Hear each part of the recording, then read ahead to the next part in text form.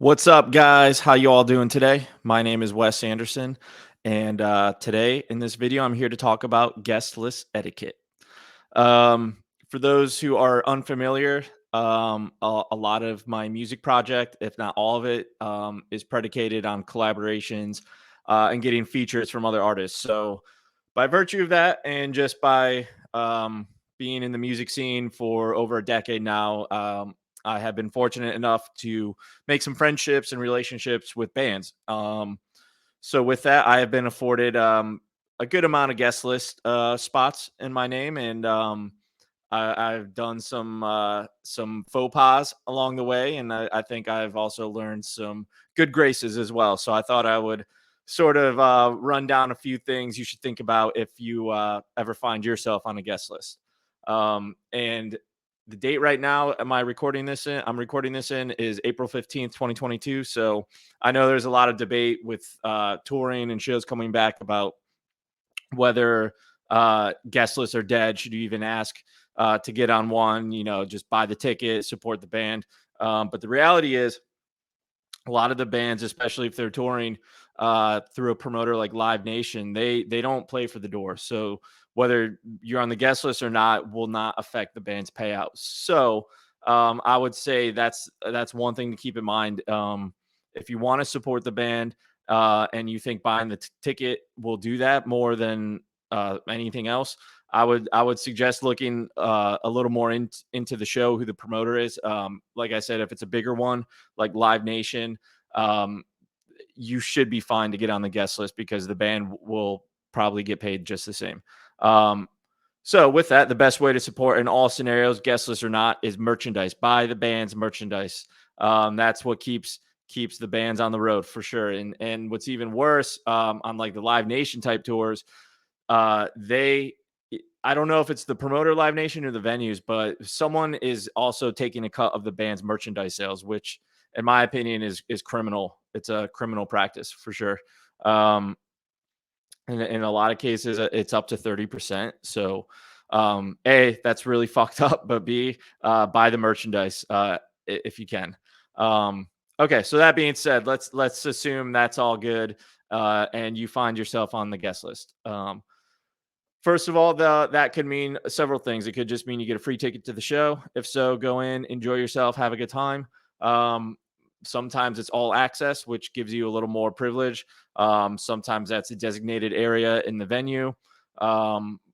Sometimes it's backstage access. So be mindful of that. And when you're in the areas, if you're in your own designated area or whatever, always be courteous.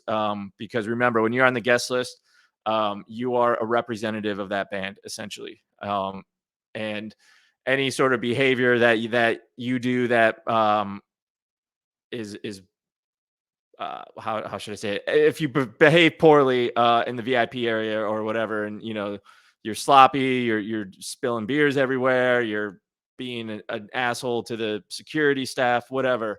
Um, that's going to look bad for the band, and then you're probably not going to get those guest list spots anymore. So always be courteous and remember that you're a reflection of that band. Um, so what else? Let's say you're good friends with the band and you're hanging out backstage or on their tour bus.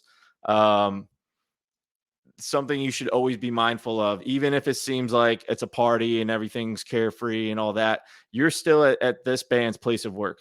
And if it's on their tour bus, that's essentially their home office. So you're in this group of professionals' home office. So be very courteous, respectful of their home, because that's where they have to live and spend most of their time for weeks, if not months at a time. So I don't think you would appreciate it if you're in your apartment or your place of business and someone just came in and just started acting like a jackass and was all loud and obnoxious and things like that. So just keep that perspective in mind. This is where they live. This is their home office, and that'll take you a long way. And something else to be mindful of if you're backstage or partying with the band. A lot of times, bands have what's called a rider, which is essentially a list of like food and drinks, whatever amenities they want from the venue. A lot of times that's alcohol.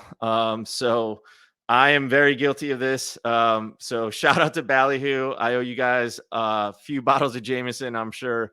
But yeah, try not, unless it's like offered to you. Try to avoid drinking the band's booze.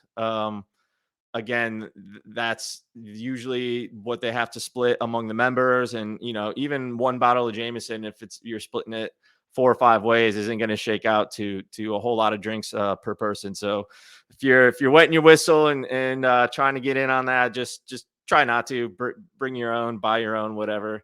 Again, if it's offered, of course, feel free to partake, but it's definitely a faux pas to be drinking the band's Jameson. And I will be the first to admit that I am guilty of that, especially to my friends Ballyhoo again. So sorry for that.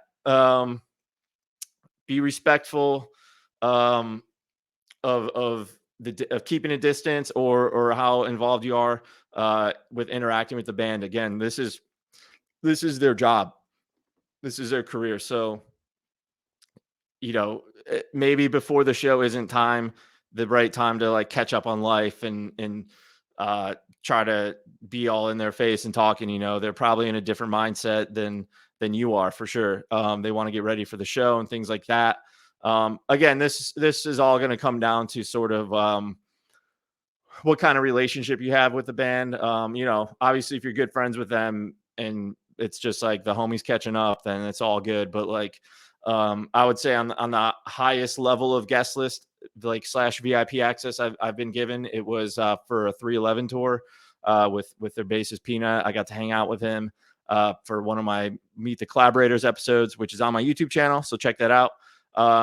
But that was something I knew was going to be like the best of the best in terms of like all access backstage VIP experience. So I wanted to be very respectful of their time because these are busy guys and stuff like that. So once we got we did the meet and greet. I did the recording with Meet the Collaborators. And then he was gracious enough to get us all access for the night, which I didn't have before. I was only supposed to hang out before the show, do the episode, meet the band, say what's up, and then go on my way. So that was really cool and appreciative. But once that was all good, I just went on my way. Like, he's going back to his bus. As much as I wanted to like hang out on the bus and like show him all my music and talk life with him, I knew that like there's no way that would be cool, because that in my opinion would be an invasion of their privacy. So be mindful of how long you linger around or what you're doing, especially when it's before the show, because that's when the bands are in like getting prepared, just like an athlete getting ready for a game. They want to warm up, they want to get their mind right, stuff like that. So be mindful of that. And also I would say, in general, don't ask for other people to get on the guest list. To me, that's reaching a little bit. Again, if you're super cool with the band and you have a friend in another town or something that's like a big super fan, uh, you know, that's up to you. You're gonna have to make that call. But I never ask for more than me plus one. So that's typically the standard, is just a plus one in addition to yourself. Um, so that's it. I should probably shout out all the bands and friends that have given me guest list spots. Even Ballyhoo, they gave my dad a guest list spot when they played in my hometown a couple summers ago, which was fucking awesome.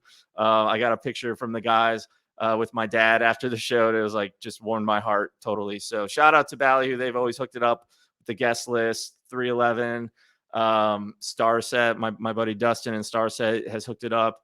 So yeah, just keep manners in mind. Manners matter, and think about being at this artist or your friend's place of business, their place of work, and if it's on the tour bus, they're home essentially. So just use manners. Imagine if these people are coming to your work, where you live and all that, and imagine how you would want to be treated. And so on and so forth. And if you fangirl out a little, it's okay. I mean, shit. When I was with Peanut, like I definitely fangirled out a little bit. I had to do my best to calm my nerves and keep cool. But just play it cool, give them their space. This is where they're working, especially if it's before the show and they're warming up. Have a good time, support the band, and buy the merch. So I hope you like this video. I'm going to keep making a few more. So please subscribe to the YouTube channel. Check out my other videos, my singles, to hear all the collaborations with these artists I just mentioned. Stay tuned for the next episode. Thanks.